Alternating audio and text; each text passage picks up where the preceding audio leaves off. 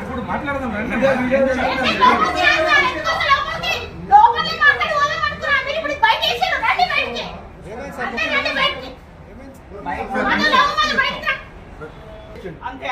మేము నిన్న వచ్చి మీకు కంప్లైంట్ వచ్చిన తర్వాత వాడిని ప్రెస్ లో వాడు కూర్చుంటే అందరు పిల్లలు లంచ్ టైంలో కలిసి గ్యాదర్ చేసి మరి అనుకొని కొట్టిండ్రు. ఆ పిల్లల్ని అనుకునే కొట్టిండ్రు.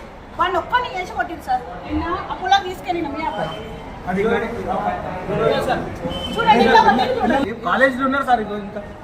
అపోలో తీసుకోవాలి.